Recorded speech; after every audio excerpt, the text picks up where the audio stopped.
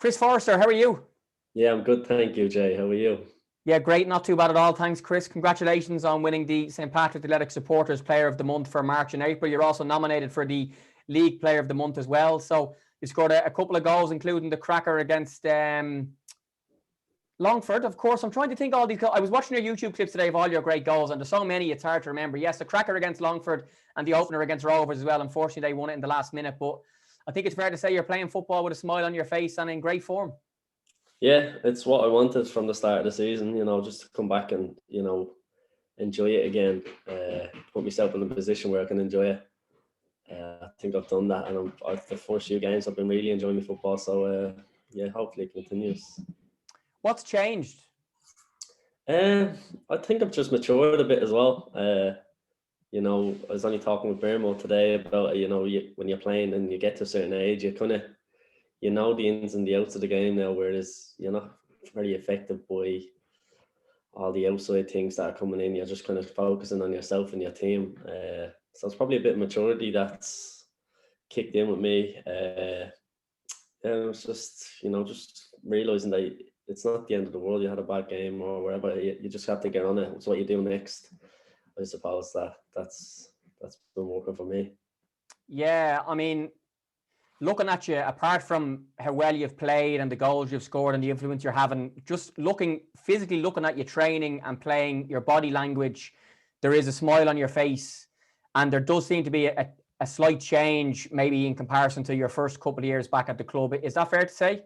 Yeah, absolutely. When I first come back, I probably wasn't really ready to be back home. I wanted to come back home, but I still kind of had to get to grips with realising that I don't play in England anymore, or wherever, Scotland or wherever, and that I had to adjust. And it's, there's a lot of things outside of football that weren't going as well, but it's kind of subsided now, whereas it's all behind me now, and it's in the past, I suppose.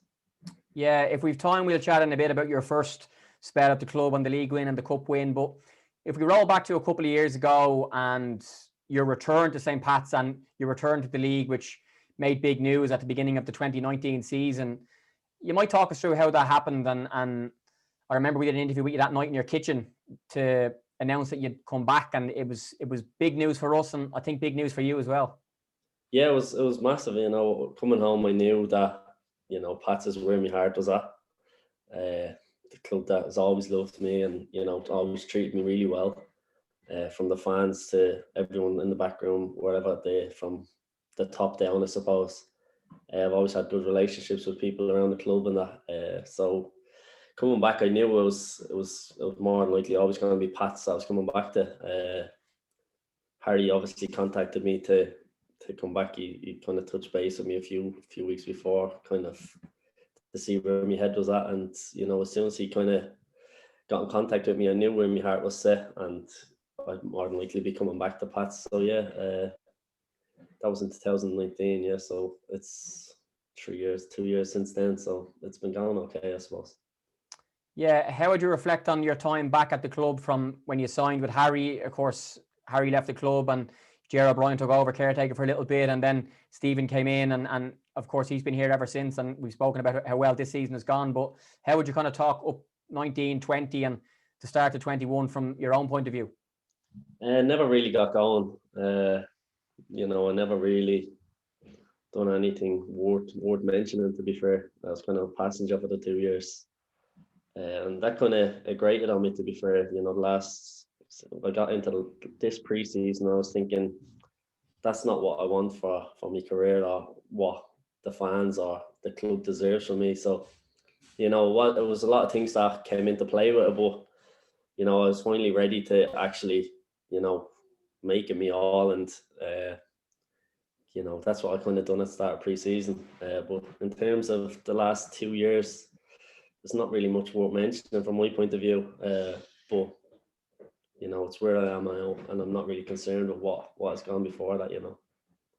I think as well, one thing to mention is a conversation that you had with Stephen O'Donnell at some stage this season. I'm not sure when it was. For people that haven't heard you talk about that conversation, what he said and what you said, you might just remind us, because I think that could be a point where you and him worked together to say, right, we're going to get Chris Forrester flying again, and it's proved to be the case so far after 10 games. Yeah, it was a sit down with the gaffer and Alan, and we just kind of said what I just said there. The last 2 seasons haven't been great. Is that what you want, kind of thing? So along them lines, is that what you want for your career, or what do you want from your career? And it kind of touched with me that I realised I didn't want that for my career, and the gaffer showed tremendous belief in me. So something that I wanted to kind of do was kind of replay his belief in me, and then just show people what I'm about, and that I wasn't washed up or over the hill. That was basically along the lines of that conversation, and he fully believes in me, which gives me great belief. So it was more so just him trying to say that he believed in me, and it kind of gave me an extra bit of push. And was that in like early January? Well, actually pre-season would have been February because of COVID, but was that like pre-season, in season? And when did you kind of start to put in place the kind of things that you'd spoken about in the conversation? Because everybody can talk and it's great to talk, but ultimately it's in the action that you'll see exactly how things are going to roll, I suppose. To be fair, since the gaffer force came in, it's kind of started the train, if you get me. From day one he came in, I you look at a manager coming in and you're a bit weary. But from day one, I really enjoyed having him as a gaffer. He's been really good with me, and from then I think my performance has picked up when he first came in, and they've continuously got better over time. So it's been a process to get to where I am now, but it's been a lot of belief and stuff like that. But the conversation we had was the end of last season, before pre-season would have started, before you get your off-season programs and that, and he just said to me, it's there for you if you want to go take what's yours, if that makes sense. So yeah, I fully jumped on board with that plan, and it's been working well. Yeah, like the end of last season, it finished later than normal because of COVID, and then the pre-season started later. And from speaking to Stephen O'Donnell, I think we've worked out, apart from you coming off in the last couple of minutes of the home match against Derry City, you played every minute of every match, the only outfield player along with Lee Desmond to do that. And your second goal against Longford, I wanted to highlight the example of, it's like injury time. You've won the ball in midfield. You've sprinted like an Olympic sprinter to win the ball back. You've knocked over a defender. You've done the usual Chris Forrester shimmy and you've scored. But it's the fitness levels. And I think looking at you playing, you're fitter than you were as well. And that's definitely helped you. Yeah, I'm probably fitter than I've ever been in my career. I still have a bit of way to go to get where I really want to be. But yeah, like you said, in 93rd, 94th minute, or whatever minute that game was in, I still had good energy. I feel like that's how it's been in all the games, still have a little bit in the tank to give towards the end of the game. So yeah, the fitness has been massive. We worked really hard in pre-season, everybody. Like those days we were in the snow, running around Ballyulsa, and you're thinking to yourself, oh, Jesus, no. But, it stands here throughout the season. And it's something I'd probably never really got on board with, is the whole idea of really working hard in the pre-season. I always just wait for the games.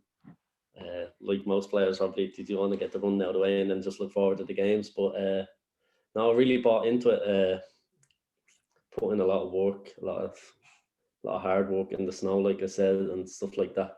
And it's standing to me now, I suppose. I think it's, like you said, the Derry City game, I come off 81st minute, and it's the only game I haven't not finished, I suppose. So yeah, the fitness has been massive for me. Yeah, and away from the fitness, Chris, the actual performances, your passing, we put up a couple of clips across the weekends in our Sunday Skills feature. One unbelievable pass you played in Dundalk. The footage from behind the goal captured by Bernardo Santos of the Longford goal, and the sound of the net that went viral, and the second goal in that game, the goal against Shamrock Rovers the other day as well. Your form and your ability with the ball is as good as ever, and that has to feel good. Yeah, it feels good, because when your confidence is low, you can almost forget that a 5-yard pass is pretty easy, but it becomes a difficult thing when your confidence is really low. And I felt I've suffered with a lot of that over the past 2 seasons probably. But no, I'm feeling good. I feel sharp in my brain.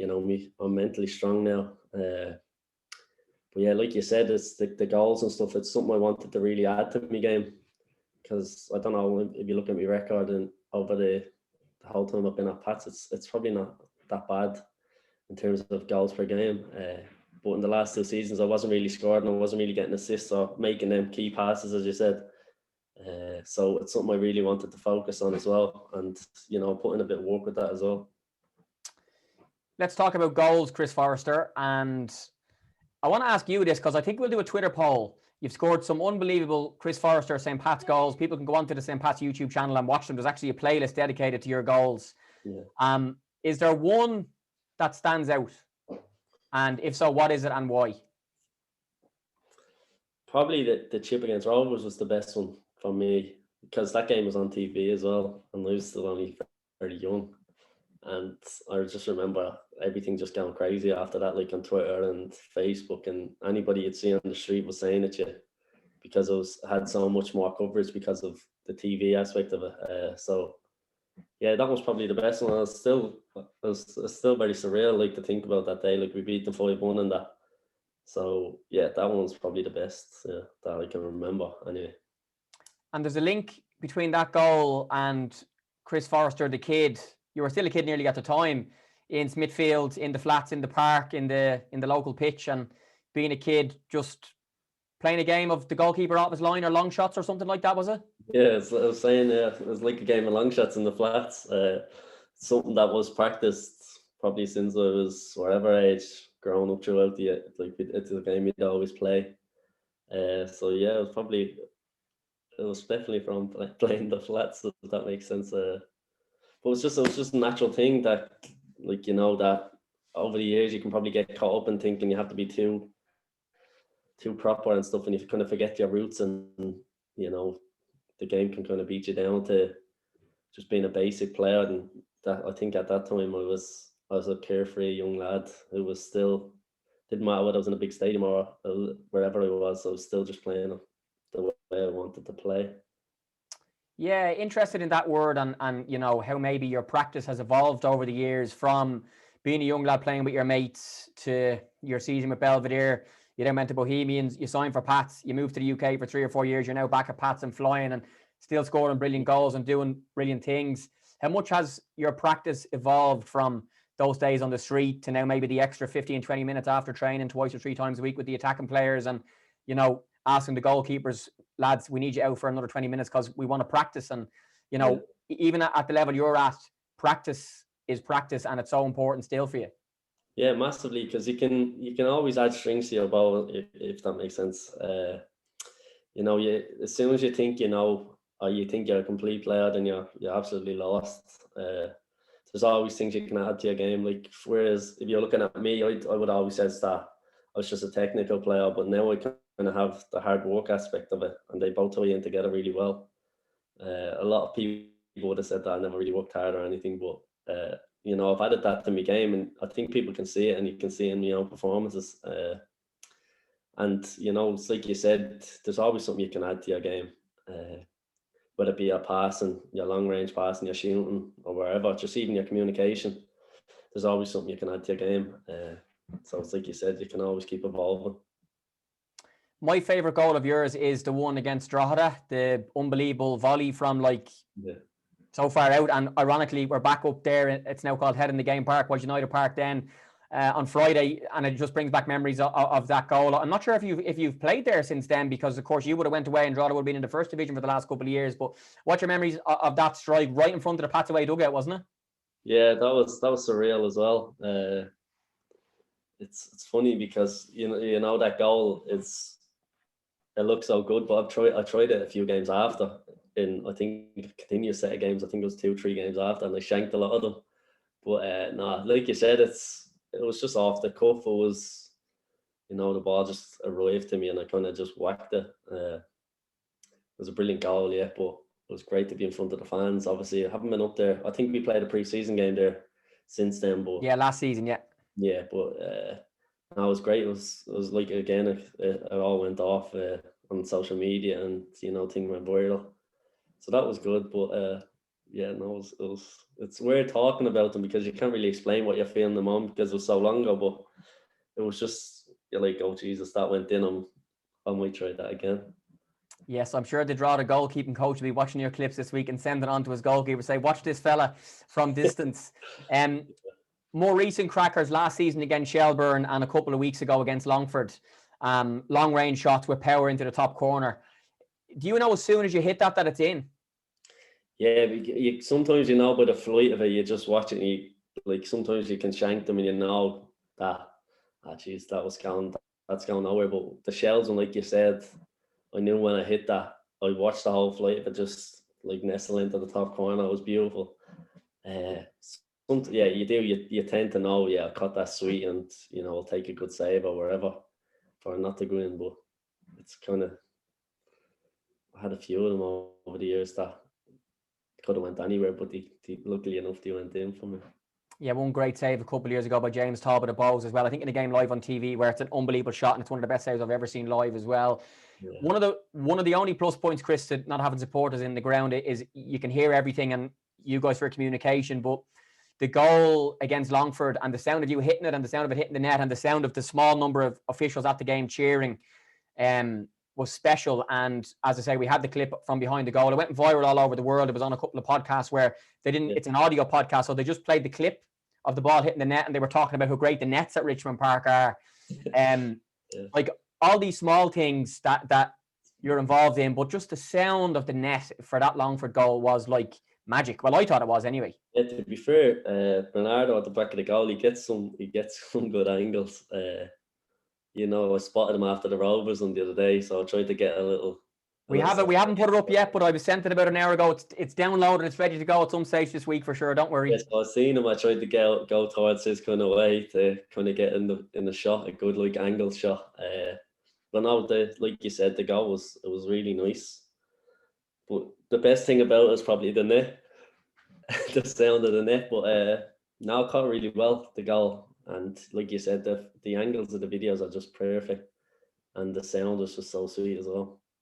Yeah, Anto and Dave, the ground staff will be loving you complimenting their nets. I think they got new nets recently because we had the red ones for a while and they're gone back to the traditional white colour now and they were just perfect for that one. Chris, tell me about just the release of being on a football pitch for you. And, you know, everybody has their sport or their hobby or the thing they do. For me, I love swimming. I can't wait till the swimming pools open up again and just get back in the pool and the motion of the water and stuff. But for you, it's you know, obviously away from your family and your kids and stuff, is the football pitch and just it being the place where you're happy when you're obviously playing well and stuff. You might tell me a little bit more about that. Yeah, it's always been football, to be fair. That's been my go-to for any sort of, like, you know, release of whatever you're feeling. There'll be times when you, as a kid, you weren't feeling the best or whatever. You're fighting with your mates or whatever. My go-to would be go play a game of football, and you know it always just releases so much, you know, emotion in you that just brings happiness. So I think that's why I kind of developed into the footballer that I am, because, you know, it was my go-to as a young lad to, you know, release whatever emotions I was feeling. Those phases where I went through at night as an angry kid and, you know, as a teenager, I was just bringing that onto a pitch. Here comes one of your, is this your little fella or your little girl coming in? Oh, he's gone. You're gonna have to start again. No, we won't. It's all good. That happens. It happens on Sky News. It happens on BBC. That was your little boy, was it? Oh, I'm going red. Wait. Ah, yes. When you're working from home or you're at home doing these things happen, like people walk in or dogs bark and stuff. So all good, all good. Sorry. No problem. We're fine. We're actually gonna leave this in because if for people who are listening to this, Chris's little fella, what's his name again, Chris? His name is Luca. He's 2 on Wednesday. And is he a little footballer? I'm sure he must be. Yeah, we went to Little Kickers yesterday. His first day kind of playing football. He's a nice little left foot. I think he's left footed, so. Unlike his dad. Yeah, I don't know. Maybe if you can get my technique, you'd be going all right. Chris, last 3 questions because we have to jump off this call and on to another call with all of the newspaper journalists and the podcast and stuff in a few minutes.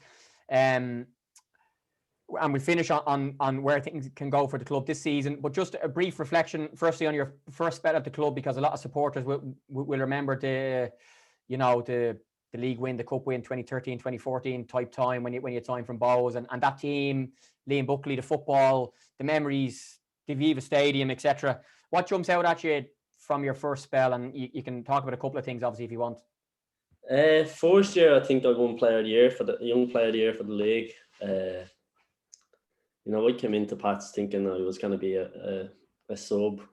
You know, a player comes on, probably plays cup games or stuff like that. You know, I was still young at the time, but Liam put faith in me, and you know, I reaped the rewards of that. I think first year it went really well. Got Young Player of the Year. A couple of other awards. I think I don't know what I got. I don't know what else I got, but I got a couple of other things, and you know, then other things like the cup. Cup was massive, like, you know, what I think was 52 years or something since that was done since then. So that was massive. The people that were just so thankful to you for winning, like for them, for the area, that was really special. That kind of sticks with me going to the Red Cow after the final, and there was just people just shaking your hand saying thank you, and you know, you could see what it really meant to the area and to the people of the area. Winning the league was a massive thing as well. We had a great team then as well. Really played some really good players. Got to play with players that I seen growing up, which was special for me. Yeah, all around there's so much stuff you could talk about that was really good about that. But you know, like I said, it's in the past. I want to recreate them sort of memories again. I'm really eager to do that here now at the club. So I'd love to win something again with Pats. So that's something I'd really want to do for myself and for the fans. Yeah, let's finish on that, and maybe in the future we'll chat more about your time in the UK. You know, over 100 games for Peterborough and then a short spell at Aberdeen as well. But on the here and now, you know, the season so far, 10 games in, you know, we know how well things have gone. Certainly for me, watching the team, it feels different to how it has felt for the last couple of years, but there's still 3/4 of the season to go. And you've spoken there about wanting to win things for the club, wanting to do things for the club again. So we might just finish on that and where you think things can go, not just this season, but, you know, this needs to be looked at, not just over the next kind of 30 games to the end of this season or whatever, but for the next, you know, couple of seasons. The group is really good. It's young, it's hungry, same with the coach and staff. And we're hopeful that can lead to good things, whatever they may be, over the next little while. Yeah, it's a process, you know. You look at, I think, Rovers, Dundalk, they all went through the same kind of thing where they had a few years building up to where they are or where they got to. So it's not gonna happen overnight. We know it's a process, and I'm sure the staff and the gaffer and all has his plan. Like you said, it's not going to be our lives aren't going to be defined by the next 20, 26 games. But we need to be putting things in place where we will be challenging, and we will be, you know, that main team in the league or winning cups, and you know, being more consistent over time. But yeah, it's a process that we have undertaken. And it's not a quick fix. It's something that you need to kind of breathe into the club. It's a culture that needs to change.